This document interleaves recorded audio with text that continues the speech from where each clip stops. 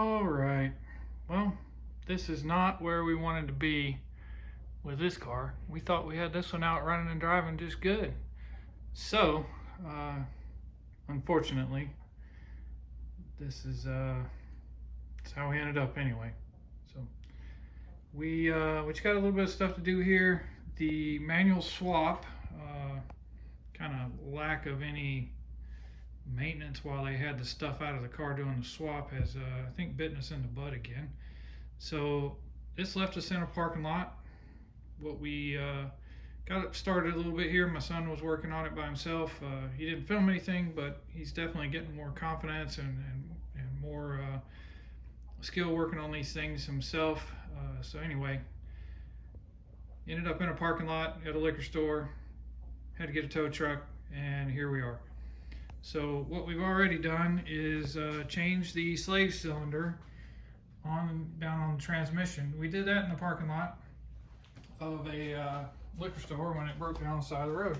Believe it or not, AutoZone had a new slave cylinder. It's up under there on the transmission is where it is. But we went ahead and changed that out in the parking lot thinking that was going to help us because it was leaking. We could visually see it. So we thought that's why we lost the clutch. But after we did that, we still didn't have a clutch, couldn't bleed the thing, just nothing was working for us. So anyway, as you can see now, we're changing a different part. So we got the old vice grips there, keeping most of the fluid in there, so we don't lose everything. And then this is what we're doing. So for those of you that don't recognize this thing, this is the clutch master cylinder, which we've already pulled out of the car. Basically what happened is it just wasn't building any pressure at all. I mean, this actually looks fairly new. This thing doesn't look super old either, but could not bleed the thing, had no pressure, the pedal was just floppy. And even when I crawled under the car, we pulled the slave cylinder back off, bled that thing just by squishing it with our hand and everything, make sure there's no excess air in that. When he pushed the clutch pedal, like I could barely even feel anything in the slave cylinder, like nothing. So I mean, just like it just bumped your hand a little bit when you were squeezing that thing. So anyway, we are going to go ahead and change out the clutch master cylinder. Hopefully that's going to fix the problem. When we got this thing apart, this was just super wiggly and like all over the place, didn't seem connected at all. So anyway, in the process of doing that, we found of the two bolts that hold this thing together, one of them had no nut on it. Bolt was in there, no nut. So I needed a nut, went ahead and bought new bolts, some washers down at Tractor Supply because I was there getting chicken food. But that's what those are. Here, we figured none of those while you're there. We went ahead and ordered this ECS, steel braided soft line. So that is going to replace this old soft line here. And in the box, we got a new FTE master cylinder. So that's that. We're go ahead and get this thing replaced. I was looking to see if there was a part number on here. There you go. So that's the one we got. There's a couple different ones available on ECS and some on FTP Euro too. They had the same one, but FTP Euro didn't have this steel braided line, so we went with ECS for this particular one. And then we're going to go ahead and start working on putting this back in. Got to make sure we get all the angles and everything right, because you can see this hard line coming off of here that I got to transfer. I got to get all the angles right and all that, so I'll hold it up and take a picture ahead of time, blah, blah, blah. Just make sure we got that done. I'm going to go ahead and try to finish putting all this back together, and then hopefully have this thing back on the road and take it for a quick test drive later today. I am getting distracted by the Florida State game though, so got to bear with me. Tied with Clemson with, well, it's overtime now. So anyway, we'll see how the football game goes and see how this master cylinder install goes too. Okay, first things first, Florida State won in overtime, beat Clemson. So happy about that. Now, what I had to do is, this is the old one. I'll go ahead and tell you, I don't know what brand it is, but it weighs more than this FTE one. You can see this is metal, this one is plastic. So yeah, I mean, I don't know, we just ordered what we thought we needed. This one seems higher quality, but yet it didn't appear to be working.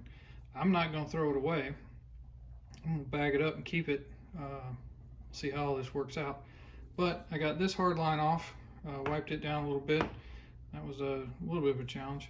And then this little nipple here, that came out of that hole right there. It just pushes in and pulls out. Not super easy to do, but that's what happens. So I'll take that little yellow piece out there, and I got to put that little nipple back in. And then I just got to put this on the new one, and we'll be ready to go to the car and put the thing in. So anyway, that's what I'm gonna go do and show you what that looks like. Okay, I put this back together, just that snap ring. That way I can just go put this all up. I put the little plastic pieces off the new one into this. And I'll stick it in a box, and that way we'll have it, even if we need to buy a rebuild kit for it or something. But just, I don't know if it's supposed to do that. Doesn't seem like it. You can see this little thing is like super floppy. There's no, it's just kind of, I don't know. The new one, I mean, it'll move some, but not, I mean, this thing is, and it's just not connected to anything. So I don't know, not an expert. So anyway, give me some comments. I don't know, is it supposed to be like that? I don't think so. Anyway, that's that. We're gonna go put that in a box and save it just in case. I did mar it up a little bit because I had to grab it with some pliers to try to bust that hard line off. But anyway, that's that thing. We're gonna put it away. Old Mr. Floppy there. Okay, well, while we're down there messing around with the pedals, one of the things that that we did in the video we saw did it was disconnect the throttle pedal stuff, the cable and the spring and stuff, just so that's not fighting you while you're trying to get that master cylinder in there. I had previously ordered these little bushings that don't look like much, but yet they help hold the throttle a little bit tighter and keep them wiggling around and stuff. This is a retaining clip. I just got a new one, again, a couple bucks. The old one's still in there, and then this is where the spring hooks in one place, and then this is a new spring right here. The spring we have is fine. We do not have a clutch spring because I didn't know we needed one. So I may end up putting this on the clutch. Not sure. We'll figure it out, because up to this point we have had no clutch spring. I think it's supposed to have one. So anyway, I'm gonna go ahead and go put these bushings in and use this new clip and all that stuff. So let me go show you what it looks like in the car. Okay, so I'm trying to focus. So right there, that is the shaft that the throttle cable is, or throttle is connected to. See, it goes there and then it goes over here. Sorry, I'm bumping into my light. So what I wanted to show you is there is no bushing. So right now that's able to move around. The only thing that was giving it any rigidity at all was really just the spring and the throttle cable itself. But we're gonna put those bushings in right there. In order to do that, I have to pull that little clip right there, and then this thing also, it'll slide enough that you can get it out of that end over there, put the bushings in, put the rod back in place, and then go ahead and put the new clip on, and we'll be all set. And then the spring is right there. It just hooks on the throttle cable right there in that little hole, or on the throttle pedal. Anyway, so I'm gonna work on doing all that, show you what it looks like when I'm done. Okay, jumped ahead. So you should be able to see kind of right in the middle of the screen, I've got that little plastic bushing thing is now in the throttle. Use the new clip that is right there. It just pushes on and pulls off. New bushing is in on that side, harder to see. Reconnected the spring. See where that is for the throttle. Now back up here. Put the master cylinder in. Goes through that lower hole. And then work with me here. Trying to work my light. Doesn't want to cooperate with me, but basically, so right up in there is where your feed hose connects. There's a little hose clamp for that. And then you can't really see the other side, but right here you can see there's 2 bolts coming through. That's where you bolt the master cylinder to the assembly in here. And then right up there is a different bolt. It's a really fat bolt that goes through on this side and goes through the hole here, then through the metal from the pedal, and then your nut right there. So that is a special bolt. That's just not some random old bolt. So anyway, that's all bolted back together. So that's everything on the inside. You see that goes through that hole there. The feed hose comes into an upper hole, and that's pretty much it. So now everything else is outside. So we just got a soft line to hook up to the hard line that comes out of the master cylinder, and then hook it back into the slave cylinder, and then take the vice grips off and see if we can bleed this sucker. All right, we're gonna wheel up under here and show you what's going on down here. So that hard line comes down from up there, goes right here. We've connected that together to our new soft line through that bracket right there, which is what holds it. Soft line comes over here, goes up onto the top of the slave cylinder. So I hooked that up first, figured out the angle I need, tightened it down. Then I came down here and because I took the slave cylinder back out just to get it all adjusted right. 2 10mm bolts there, 11mm on the soft line up there. Everything's all set. Here we are. So it's all in now. So for what that's worth. But now I've got to work on trying to get it bled. So I'm gonna find the right thing for that, and for the bleeder valve down here, which is right there, so I can open that up and work the pedal some and see if we can manage to get this thing bled out. But all done but the bleeding now. Here's brake fluid we're using. Just some liquid moly .4 based on what we Googled and what it says we need. So I'll swing you around here. We went ahead and topped this off. Made sure we had fluid in there, took those vice grips off, and then I bled this by myself, which is a bit of a challenge, but what I did was I got inside and I pushed the pedal to the floor, went down and made sure the bleeder valve on the bottom was closed, pulled the pedal back up, then got underneath and opened the bleeder valve, pushed the pedal all the way to the floor, and then got back down, closed the bleeder valve, pulled the pedal up. So the bleeder valve was closed when I pulled the pedal up, it was open when I pushed the pedal down, and I did that until I got brake fluid to come out of the slave cylinder down there.